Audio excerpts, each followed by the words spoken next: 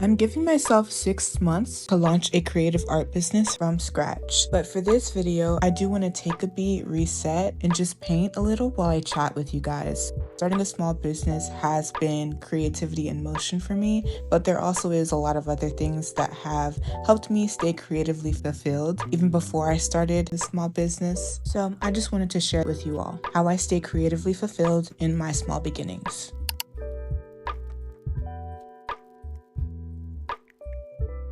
Hi everyone, my name is Katia and welcome back to Small Beginnings. Like I said, today we're going to be doing some watercolor painting, and before we get started, I do want to show you guys my supplies. For the paint, we're using the regular Prang oval watercolor set, the ones that you literally had in elementary school. I've had these in my drawer for a long time and I never used it, so now's the opportunity for me to use them. I'm also going to use my NYX Pro mechanical pencil just to start the sketch, and I forgot to show you guys the inside of the paint set just so you can see how it looks. Very much elementary school paint set. And then we have the 5.5 by 8.5 Joy Spot watercolor pad. I got these because I just really wanted a small sketchbook to do watercolors. This is my first page on her, and the paper seems like really nice, thick, really good quality, so I'm ready to get started. You can find the links of these items in my description box below, and if you do order, I will receive a small commission of that, so just so you're aware. One of the first things that has helped me stay creatively fulfilled during my small beginnings is coming to terms with where I am. One of the biggest lessons I've learned is to accept myself at every stage.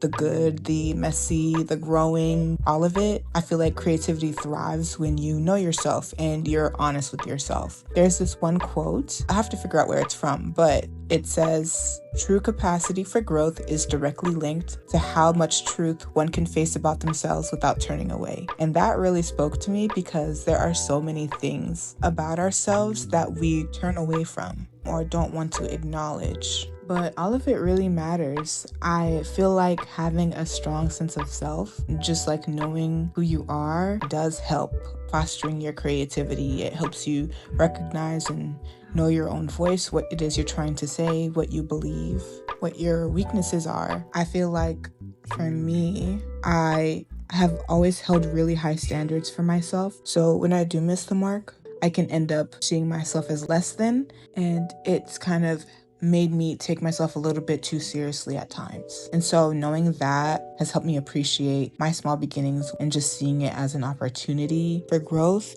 rather than some moral failure or some creative failure or artistic failure. We don't have to be perfect to be good artists. We don't have to be at the height of our success to be considered artists. You can be at your small beginnings and still consider yourself an artist. Coming to terms with where I am has helped me understand my purpose a lot more. And if you've been following my theories, I mentioned in my last video that one of the systems that I follow that deals with like my mindset and my mental health is these self-aware notes. And so every time I have a thought, every time I feel a certain way within the creative process or whenever I'm doing anything at all and I'm feeling some negative thought or some negative emotion, I always try to capture what is my mind saying, and I just try to write it down and inspect it, understand why I feel this way, where it's coming from, all that stuff. And it really, really helps me understand my thought patterns and acknowledge how I'm feeling without judgment so that I'm understanding a bit more about myself and my thought habits that hold me back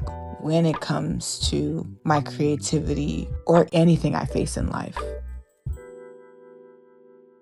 Another big thing that has helped me stay creatively fulfilled during my small beginnings is just living life. Obviously, we know that you can't just stay in one place and do nothing, experience nothing, and expect some creativity or some cool things to come from that. This book by Gordon MacKenzie, one of the things he mentions in the book is that designers are like cows. All the creativity doesn't happen in the barn where designers are getting milked for their creativity and creative products. it happens in the pasture where they're getting in fresh air and eating grass and all that good stuff. And so that just kind of illustrates you need to live life in order to be creative. So I'm always trying to make sure I do some fun activities at least once every month. It doesn't always happen, but I always do try to, do a little life living. I really love to travel. I love to experience new foods. I love to do fun things and just experience them with people I love. And I feel like that has made me a better artist and have more things to be inspired by. Travel if you can, go to a museum, take a class, hang out with friends, do a solo trip. Every experience you give yourself outside of work just pours right back out into your creativity.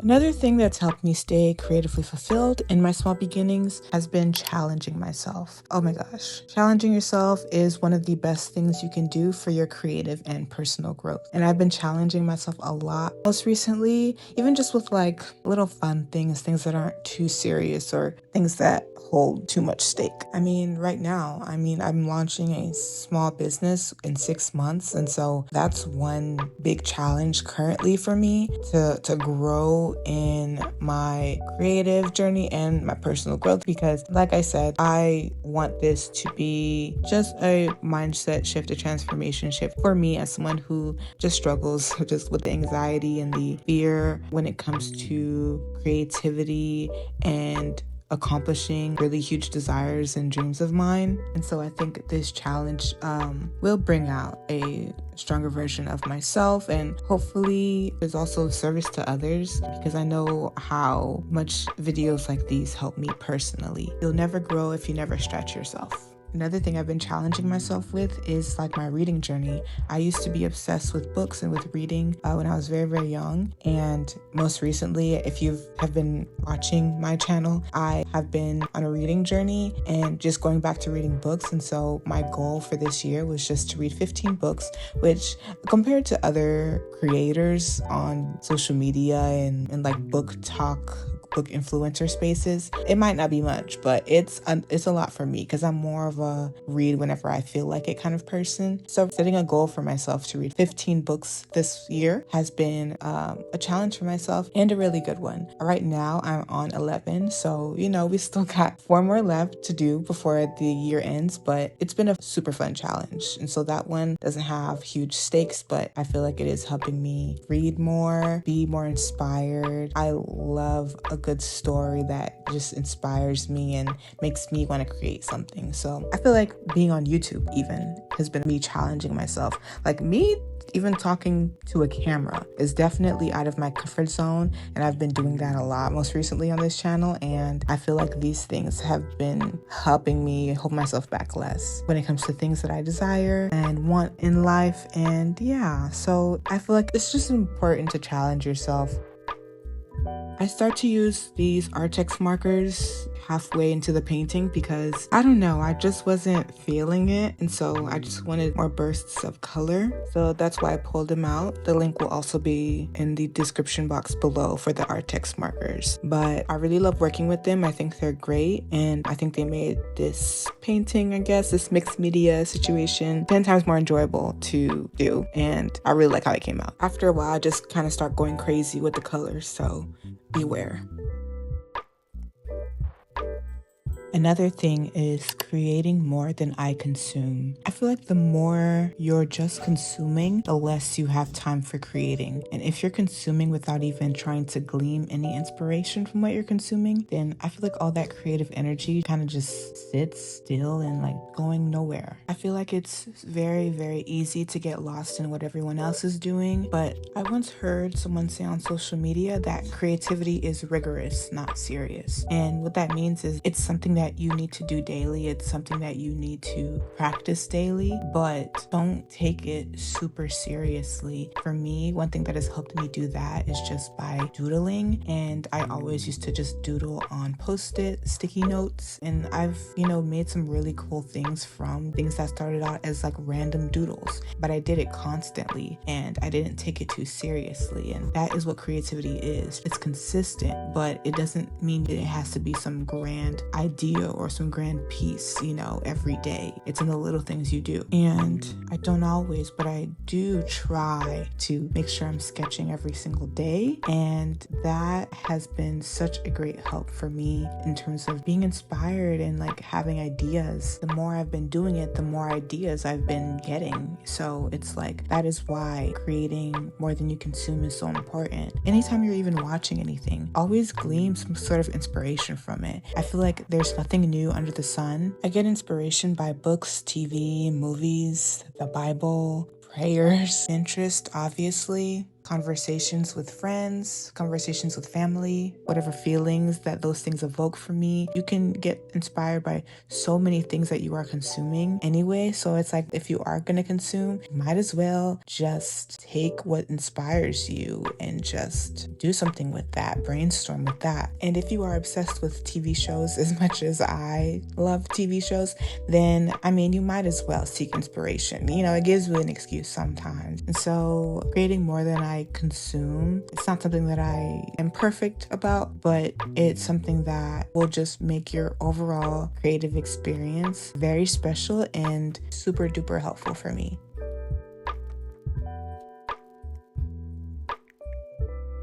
Another is mindfulness / routine and like creating habits for yourself. I work a 9-to-5, so I don't have endless hours to create, but I've learned to weave creativity in the monotony of everyday life. And so there's this thing called the dopamine menu. Basically what a dopamine menu is, a list of activities that can help you boost dopamine levels and that correspond with reward and motivation. For me, I kind of made one of my own, but I call it a mindfulness menu instead, because I'm trying to get in the habit of just being a more mindful person. And so I just call them like mindful, because I'm not trying to chase any dopamine necessarily. I'm trying to just be a more mindful person. So that's why I call it the mindfulness menu. I feel like that just works better for my brain. And having my menu include things like journaling, sketching, reading a book, listening to a podcast, reaching out to a friend. I also love to just like put music on in my room and just dance. Like that's such an underrated like activity for me,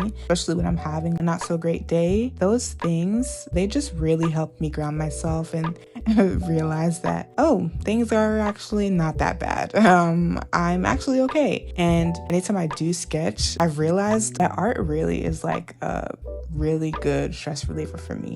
And so when I am sketching, it really, really does a lot for me that day, mentally and creatively. And so, yeah, I call it my little mindfulness menu. One of these days, I'm actually gonna like design an entire menu, laminate it, and hang it on my wall, because I love seeing people's little dopamine menu thingies. I think they're super cute. I might do a video about that. We'll see. But yeah, these little intentional practices add up and keep your just creative energy alive, and they sustain you throughout the day. A last thing would be community. Yay, community. Creativity doesn't happen in isolation, y'all. Having people that you can brainstorm with, that you can bounce ideas off of, receive critique, advice, inspiration from is like very, very essential to my creative life and my small beginnings. Surrounding yourself with people who support what it is that you're doing and can also encourage you, and you can do the same in return. It's just such a gift when you're a creative person. It makes the journey less lonely and so much more fulfilling.